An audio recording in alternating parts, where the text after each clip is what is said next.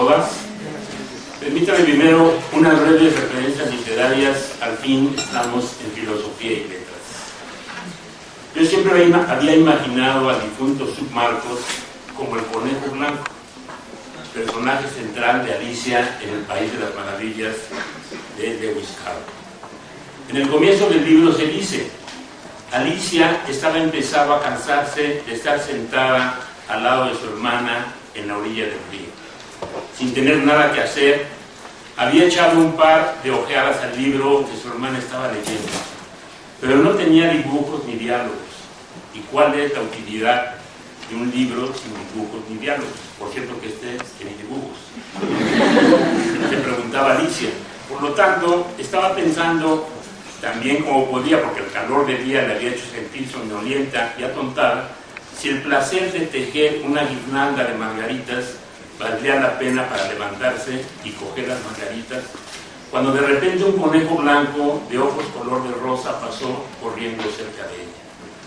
No había nada extraordinario en eso, ni tampoco le pareció a Alicia muy extraño oír que el conejo se decía a sí mismo, Dios mío, llegaré tarde. Cuando pensó en ello después, reparó en lo mucho que tendría que haberle sorprendido, pero en aquel momento le pareció bastante natural. Pero cuando, de hecho, el conejo sacó su reloj del bolsillo del chaleco, lo miró y echó a correr. Alicia se levantó de un salto porque comprendió de golpe que ella nunca había visto un conejo con chaleco, ni con un reloj para sacarse de él. Y ardiendo de curiosidad, se puso a correr detrás del conejo por la pradera. Y afortunadamente llegó justo a tiempo para ver cómo se precipitaba en una madriguera que se abría bajo el cedro. Un momento después, Alicia se metió también en la madriguera sin considerar un momento cómo se las arreglaría después para salir. El Sub nunca salió. Y de manera frenética, por años y sin descanso, al ser nominado como la ventana de los pueblos zapatistas, se la pasó tratando de describir lo que ahí se estaba creando. El problema fue que el conejo blanco Sub nunca alcanzó a los pueblos zapatistas, pero tuvo la sinceridad y honestidad de decírnoslo y de advertirnoslo. Él corría con dos relojes, uno que marcaba la hora de los pueblos indios y otro que marcaba la hora de la sociedad civil. Buscaba con sus relatos acercar esos dos tiempos. Los pueblos llegaron a la conclusión de que la ventana era innecesaria, que ahora contaban con un dron subterráneo de su comandante Moisés, que, refractario al pensamiento binario, en lugar de escoger entre qué ver, el árbol o el bosque, prefirió otra alternativa: ver las raíces. Eso es lo que nos explica el libro que hoy comentamos. Este libro nos explica las raíces. El problema es que no solo el conejo blanco nunca alcanzaba la práctica de los pueblos, sino que atrás del conejo corrimos miles de Alicias que interpretábamos al intérprete. Nos enamoramos de que nos van a perdonar, mientras que otros se desesperaban y se enojaban del apoyo zapatista al CGH en 1999-2000. Surgió una nueva doctrina con diplomados y todo, zapatólogos.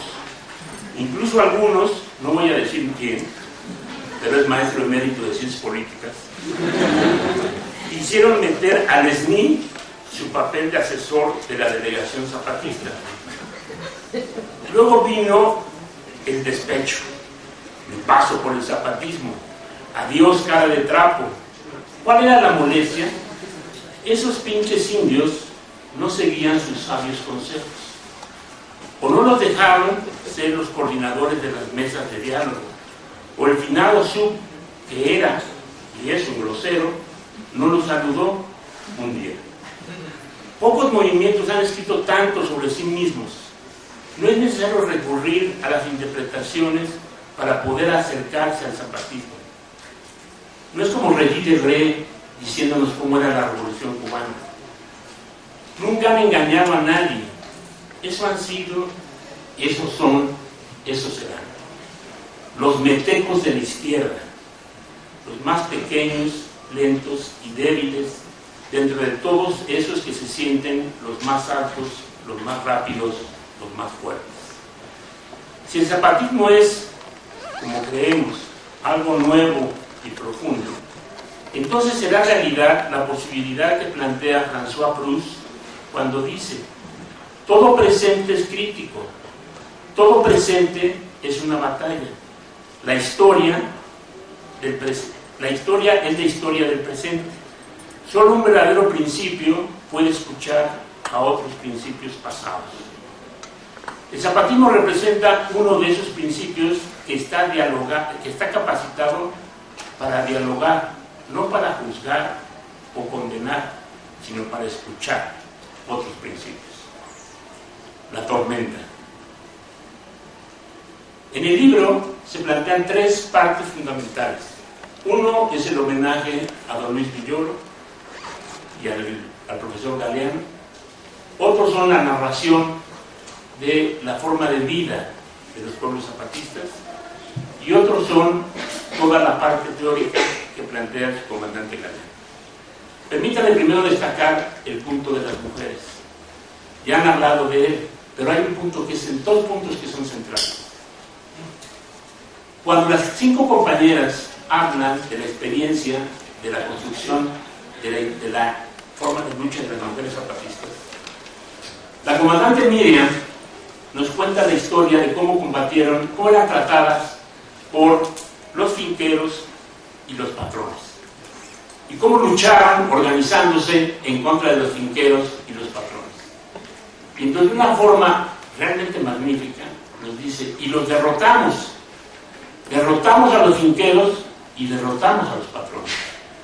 Pero de repente descubrimos que en nuestra casa teníamos finqueritos y patroncitos, ¿no? Y entonces entabló una nueva lucha: cómo derrotar a los finqueritos y patroncitos. Creo que esa es una asignatura pendiente del feminismo occidental, ¿no? O sea, la teoría de la diferencia, todas esas teorías que ha habido en el feminismo. Creo que lo fundamental es preguntarse cómo derrotar al finquerito y patroncito que vive en casa y que al mismo tiempo vive contigo, ¿no?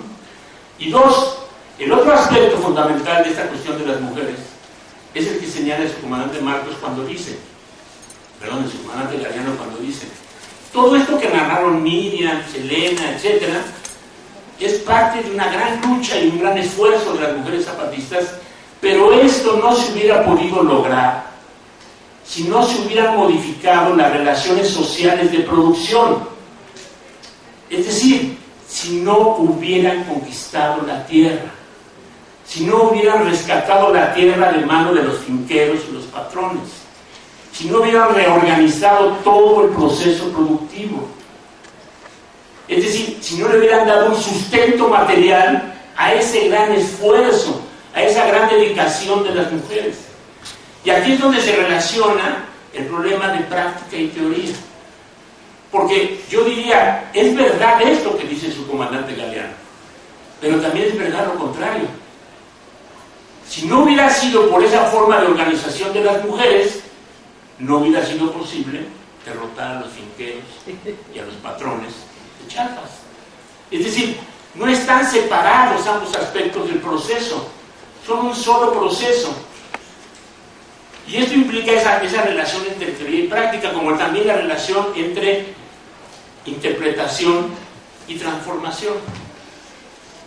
Ángeles nos habló bastante sobre este tema, ¿no? Yo recuerdo que yo cuando escuché una parte de la ponencia de Ángeles, yo les decía, bueno, hay una vieja frase que a mí me gusta mucho: yo no niego la cruz de mi parroquia, espero que no sea ni cruz ni parroquia, pero así, ¿no? Que es esa famosa 11ª tesis sobre Feuerbach de Marx, ¿no?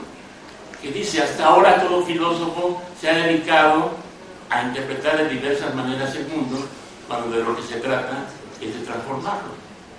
Pero, otra vez, son dos cosas diferentes. Interpretación y transformación son dos procesos antagónicos o diferentes en el tiempo. ¿Es posible transformar sin interpretar? ¿Es posible interpretar sin transformar? Es decir, o estamos hablando de un solo proceso, ¿no?, que tiene dos momentos que no están separados en el tiempo. Entonces, este hecho me parece que es central de lo que están planteando los compañeros del STB. Ahora déjenme pasar a dos partes que quiero subrayar de este texto. Todo lo que plantean sobre la ciencia de la historia y luego un poquito sobre el Estado-Nación. Los compañeros zapatistas nos plantean en este libro una serie de conceptos claves que retienen la reflexión. El primero es que hay que buscar la génesis de los fenómenos que se estudian. Claro, para hacerlo nos sueltan una serie de ideas que no estamos frente a un manual, sino ni siquiera una especie de guía para la acción, sino al pensamiento crítico. Nos dice, la idea de buscar la genealogía de los procesos sociales, recabar información e interpretación, criticar esta información e interpretación, describir tendencias del proceso, aplicarles el método de reducción al absurdo y corroborar si la lógica es la correcta, si los datos e información que se tomaron y sobre todo la crítica de esos datos y a esa información fueron correctos, es que tuvo que mirarse la realidad cara a cara y no a una ideología de la realidad. Entonces la tendencia que se describe tiene que recorrer un tiempo para mostrar que no es simplemente una tendencia, sino una apropiación subjetiva de la realidad, y por lo tanto nos sirve no solo para comprender lo que pasa, sino para transformarla. Desde luego, si partimos de que ese trabajo no es obra de un individuo, sino de un colectivo organizado. En segundo lugar, una cosa muy importante, es necesario comparar la génesis del capitalismo con la génesis de esta fase del capitalismo. Juan hablaba de este tema de Sancho Panza y el Quijote. Miren, es verdad, la parte final del Quijote, cuando ya se está muriendo el Quijote, y desgraciadamente dice el que uno siempre se recuerda a la gente de cómo se muere y no cómo vive, ¿no? O sea, porque todo el mundo dice, uy, qué barbaridad, al final el Quijote se abrió, se rajó, no tuvo la consecuencia necesaria para seguir, porque Sancho le dice, párate, ponte de pie, vamos a seguir luchando contra los molinos de viento, vamos a seguir haciendo todo eso, y el Quijote dice, ya, ahí muere, cálmate, tómalo con calma, sigue tu camino, etcétera, etcétera, ¿no? Entonces, y dice, una vez platicando con eso, me decía, todo el mundo va a recordar lo que dijo en el último momento el Quijote y no todo lo que hizo en su vida, ¿no? Bueno, pero esta idea de tenemos que entender la historia no tan solo de atrás para adelante, sino de adelante para atrás, es una idea clave, es una idea fundamental. Hace muchos años Marx dijo, la clave del mono está en el hombre, cuando todo el mundo decía que la clave del hombre estaba en el mono. Pero si uno va al revés, pues también encuentra la clave, ¿no? Entonces, para buscar la crisis, o sea, el elemento de destrucción que significa el capitalismo actual, es necesario rastrear hacia atrás cómo surge el capitalismo y ver si hay una línea de continuidad en el capitalismo. El capitalismo surge con tres procesos: separación de los productores de los medios de producción, ¿no? La famosa frase esa de las ovejas se comieron a los campesinos, ¿no? Porque llegó se estaba preparando la revolución industrial. 2, la extracción impresionante de oro y plata de los territorios de lo que ahora es América Latina, ¿no? Y 3, la impresionante y brutal, salvaje, es así salvaje, medidas de esclavitud en contra de los africanos. Esos tres procesos permiten la existencia del capitalismo. Esos tres procesos explican por qué el capitalismo surge en Europa y no en otro lado. Esos tres procesos de saqueo, de robo, de pillaje, de guerras, etc., permiten la existencia del capitalismo. Un autor hizo la suma de todo lo que se sacó por saqueo de oro y plata en América Latina y por todo lo que fue la cuestión de la esclavitud, ¿no? Y llega a la conclusión, con los datos, de que todo ese dinero en oro era más que toda la producción industrial de Europa hasta 1800. O sea, sin eso no hubiera sido posible el capitalismo, sin ese proceso de violencia.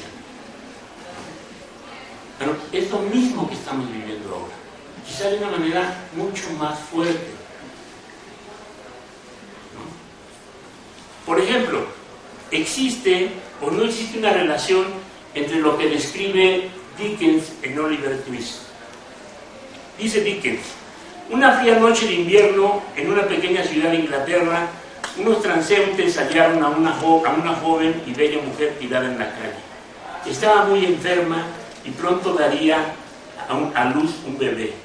Cuando no tenía, la llevaron al hospicio, una institución regenteada por la junta parroquial de la ciudad que daba cobijo a los necesitados. Al día siguiente nació su hijo, y poco después murió ella sin que nadie supiera quién era ni de dónde venía. Al niño lo llamaron Oliver Twist, agasajar. En aquel hospicio pasó Oliver los 10 primeros meses de vida. Transcurriendo ese tiempo, la junta parroquial lo envió a un centro situado fuera de la ciudad, donde vivían 20 o 30 huérfanos más. Los pobrecillos estaban sometidos a las crueldades de la señora Mann, una mujer cuya avaricia la llevaba a apropiarse del dinero que la parroquia destinaba a cada niño para su manutención. De modo que aquellas indefensas criaturas pasaban mucha hambre y la mayoría enfermaba de privación y frío. El día de su 9º cumpleaños, Oliver se encontraba encerrado en la carbonera con otros 2 compañeros. Los 3 habían sido castigados por haber cometido el imperdonable pecado de decir que tenían hambre. Ahora pensemos en esas fotos terribles que aparecieron la semana pasada, de miles de niños sirios que quieren llegar a Macedonia. Y la policía griega, de un gobierno de izquierda, se los impide. ¿Cuánto ha avanzado el capitalismo? Desde Oliver Twist hasta la niña siria que llora desconsolada con su hermana pequeña en los brazos, con la cara chorreando de sangre. Hay un lazo de continuidad desde el siglo XVI y el siglo XXI. Vivimos mejor. Sigue existiendo el pecado original del capitalismo. Sigue siendo un sistema que chorrea sangre y lodo por todos los poros, desde la cabeza hasta los pies. Ahora pongamos un ejemplo. En México, ¿qué? De la abundancia del carrizo, mezcal y milpa en Carrizalillo ya no queda mucho. La empresa minera canadiense Gold Corp Incorporation ha explotado indiscriminadamente esta localidad desde hace 9 años. El 83% de los 1.406 hectáreas del ejido pertenecientes al municipio de Eduardo Neri, en la porción central del estado de Guerrero, está ocupado por la mina. El complejo minero Los Filos, proyecto que para 2011 generó la empresa el 10% de la producción total de oro, está compuesto por los tajos a cielo abierto del Bermejar. Es la mina más grande de oro de América Latina. Una quinta parte de México está concesionado a empresas mineras.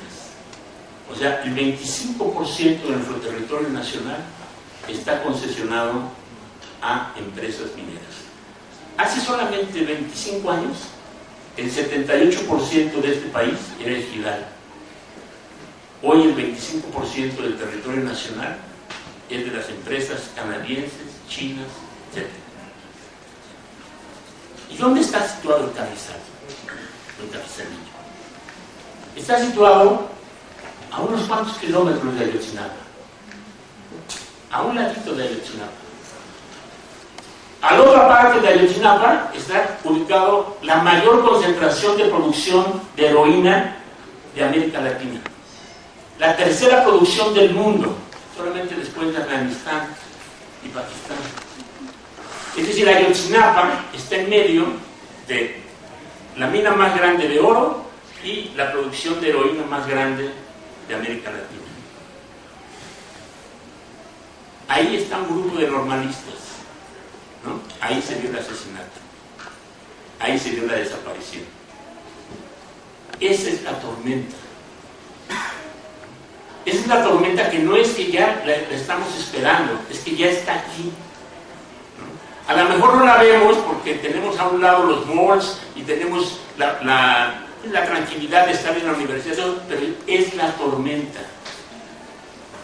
Aparte de que ustedes la van a vivir porque no van a encontrar trabajo. No lo van a encontrar. A menos que le pongan el pie a un profesor viejo cuando vaya bajando las escaleras. Y eso permite que su plaza la puedan encontrar rápidamente, ¿no? Pero si no, va a ser muy difícil que lo encuentren. Entonces, esta tormenta, dicen los compañeros, nosotros vemos que viene, que está aquí la tormenta. Pero queremos ver si no es un invento nuestro. Queremos que nos platiquen, así la vemos nosotros, ¿cómo la ven ustedes? ¿Cómo la están viviendo? ¿Qué sucede en sus calles, sus barrios, sus localidades? ¿Qué sucede en la Narvarte? ¿No? Donde ahora Horacio Gómez Leiva dice que era un centro de prostitución, era un prostíbulo, que era un burdel lo que había en esa casa. Y lo escribe impunemente en el periódico El Universal. ¿No? Es decir, eso lo estamos viviendo. ¿No? Y es necesario saberlo, y es necesario comprenderlo, porque existe esa continuidad, esa lógica del capitalismo, de desprecio, de represión, de saqueo, de explotación, etc. Y además, con un agravante, la economía es otra. ¿No? Parece que se escribió este libro y de repente, cuando acabó el seminario, empezó a pasar todas las cosas más terribles como para demostrar, sí, cierto, está la tormenta, ¿no? China evalúa su moneda en 20% y eso genera ¿no? un proceso mundial de caída de las monedas y de las bolsas de valores. ¿Por qué? ¿Por qué es así? Yo les voy a decir una cosa que es increíble que está pasando en la economía. Eso no lo explica ni Piketty ni nadie de eso, ¿no? Porque Piketty explica el problema de la distribución, pero no explica el sentido profundo del capitalismo, ¿no? Porque el problema del capitalismo no es un problema simplemente de distribución, es un problema fundamentalmente de producción. Se ubica fundamentalmente en la esfera de la producción. Porque hay una cosa que se llama sistema de las sombras bancarias. Ese es el sistema que gobierna el mundo. Lo que gana anualmente este sistema bancario de las sombras es más o menos el doble del Producto Interno Bruto Mundial. ¿Y quién lo compone? Nadie lo sabe. Es que este es el gran misterio. Nadie sabe quién compone ese sistema, pero existe. Porque miren, ¿cómo es posible que existe un mundo en el que la deuda pública mundial sea el 272% del Producto Interno Bruto Mundial? O sea, ¿a dónde hemos llegado? ¿No? Bueno, en Suecia se dan premios Nobel así en economía, no digo en otras cosas, pero en economía se dan premios Nobel, ¿no? Le entregaron un premio Nobel a un señor por la teoría de los portafolios, ¿no? Entonces, perdón, es mi especialidad, entonces estoy hablando ahorita de economía. A un señor que hizo la teoría de los portafolios. ¿Qué es la teoría de los portafolios? Que la teoría de los portafolios, traducida al buen castellano mexicano, sería: no pongas todos tus huevos en una canasta. Punto. ¿No? O sea, por eso le dieron un premio Nobel. O sea, no pongas todas tus acciones en una sola parte, sino ponlas en muchas partes. Y le dan un premio Nobel, ¿no? Por esa gran teoría de no pongas todos los huevos en una sola canasta, ¿no? Entonces, pero el problema es mucho más profundo, ¿no? El problema, si ustedes quieren, es un problema que tiene que ver con algo que planteó recientemente el que fue ministro de Finanzas de Grecia, ¿no? De Grecia, cuando dijo: la experiencia en Grecia lo que demostró fue lo siguiente, que ya no hay soberanía, que la soberanía ya no existe. Es decir, votando 61% rechazar el acuerdo con la Troika, aunque 5 días antes ya lo habían aceptado, perdón, ¿no? O sea, simplemente hay que recordarlo porque tanto Varoufakis como Tsipras ya habían aceptado el acuerdo, pero de todas maneras, pues el 61% votó no al acuerdo con la Troika. Resultado, les ponen un acuerdo peor que el que les habían planteado primero, ¿no? Y 3 años y medio la Troika va a determinar toda la política económica y social de Grecia. ¿Sí? Toda, absolutamente toda. ¿Sí? Es decir, qué tipo de aumento de salarios, qué tipo de renta, el tipo de pensión, etcétera, etcétera. Entonces, crisis en China, caída de la bolsa de valores, ¿no? Devaluación del peso, claro. Si los chinos dicen nos va muy bien porque se devalúa el peso porque nos exportamos, pues Peña Nieto, que es un poquito así como Neto y Titino,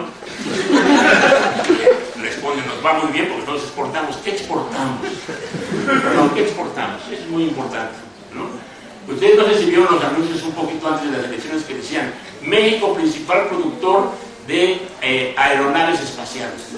Órale, decía uno, ¿no? Somos el principal productor de aeronaves espaciales.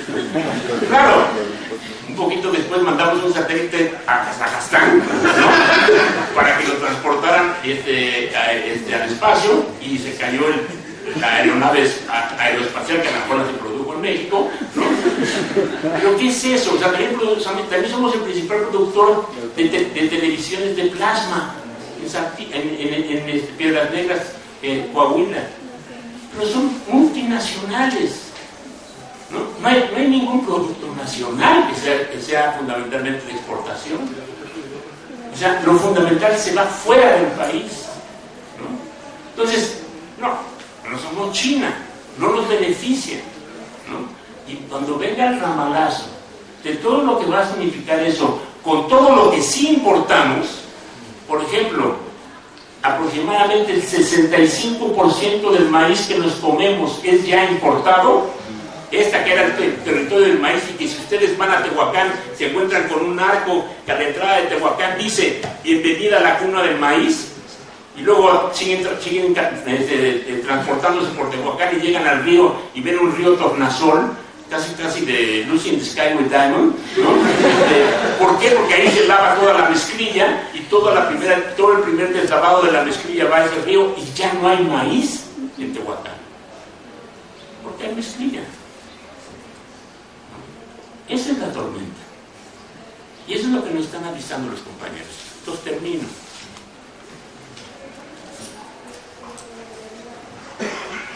Prácticamente parece que cuando acabó el seminario empezaron los relámpagos, truenos, lluvias. Si uno ha estado checando las noticias nacionales e internacionales, como si hubiera esperado el anuncio de evaluación, contracción económica, crisis de la deuda, migración, la crisis del Estado-Nación, la crisis de Grecia, desempleo, carestía, represión, injusticia e impunidad. Digo lo anterior sin ánimo de venganza, sino de clarificación. Hace unas semanas, un periodista que fue muy asiduo en su seguimiento de las luchas zapatistas, pero que agarró otro camino hace unos años, declaró que los zapatistas estaban arrinconados. Por cierto, a este seminario fueron la gente de los pueblos kurdos que estaban luchando por su liberación. Entonces, es raro que a un lugar tan arrinconado y tan sin importancia en el mundo vayan los compañeros kurdos, ¿no? Pero bueno, un historiador de esta facultad, que hace libros sobre Francisco Villa muy buenos, militante de Morena, dijo que los zapatistas harían bien en estudiar y conocer la economía política. Bueno, digo, aparte de que con estos libros se demuestra el conocimiento profundo de la economía política, decirlo desde las filas de Morena es como escupir al cielo. Ellos que piensan que el problema económico se solucionará con rebajar el 50% de los salarios de los funcionarios. Eso es bueno, pero no resuelve el problema económico, ¿no? O mejor, déjenme finalmente ser un poco crítico del medio académico. Si hubiera un poquito, no mucho, de sensatez, honestidad y humildad en el sector universitario, habría que pedirle a los zapatistas que impartieran un diplomado sobre la situación actual del capitalismo en México y en el mundo, y sobre la tormenta que se avecina. O, si no, mejor, como don Pablo González Casanova, que dice que fue a hacer su postdoctorado a la selva lacandona, un acto sencillo y de humildad. O como don Luis Villoro, que un buen día decidió que él iba a ser zapatista y que en lugar de pasar montañas, utilizaría una boina. Por último, desde hace tiempo, la existencia del STLN siempre me ha recordado estas primeras palabras de Piedra de Sol, el gran poema de Octavio Paz. Un sauce de cristal, un choco de agua, un alto surtidor que el viento arquea, un árbol bien plantado, más danzante, un caminar del río que se curva, avanza, retrocede, da un rodeo y llega siempre. Un caminar tranquilo de estrella o primavera sin premura. Agua que con los párpados cerrados mana todas las noches profecías. Unánime presencia en oleaje, ola tras ola hasta cubrirlo todo. Verde soberanía sin ocaso, como el deslumbramiento de las alas cuando se abren en mitad del cielo. Gracias.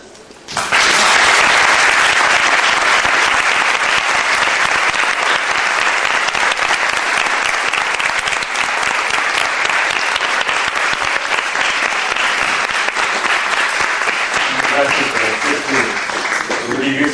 Hemos llegado hasta el límite del tiempo. Entonces, no vamos a dejar tiempo para preguntas, pero cuando se publiquen los otros tomos de esta obra, nos volvemos a invitar, nos volvemos a presentar y vamos armando un diálogo muy grande. Gracias.